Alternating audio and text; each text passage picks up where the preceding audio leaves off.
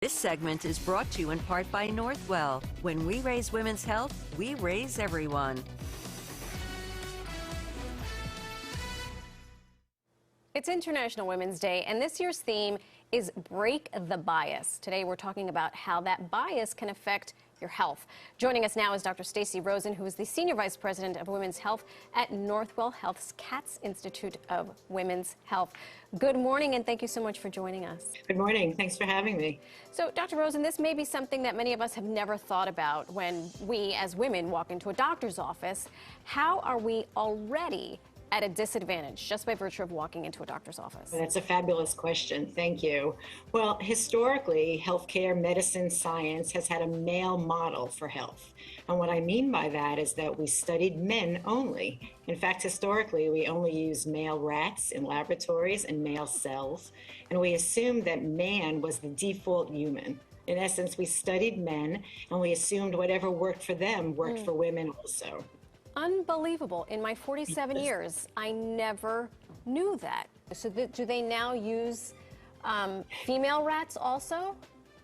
Yeah, it's quite interesting. They really used to think that, and men, male humans, that the women's pesky hormones got in the way. But the truth is the pesky hormones are what your cells are seeing. Right. So every cell in your body is, as a male or female, not just, those parts. Wow. And it's required now. Northwell Health is breaking the mold to make a difference in women's health care. Can you tell us more about this? Absolutely. This bikini model for healthcare, as we called it historically, has been completely rejected by us at Northwell and at the Katz Institute for Women's Health.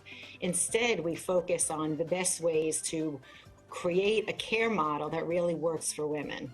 So we've got a network of experts, all of whom are truly expert in women's health and work together to improve the health of women. It's no longer that male model for healthcare for us. This is very good news, and as I've always said, if mama's happy, everyone is happy, and that's really what Northwell is doing while targeting women's health, and you're really improving the community as a whole when you improve women's health. Talk to us about that. Raise health is our battle cry. We call women the chief medical officers of the home because we know that women make 80% of the healthcare decisions for a family. So a better informed woman, a healthier woman, we know leads to healthier families and healthier communities. For all the women who are watching right now, what is your best advice for them today? What can they do to make a difference in their own health?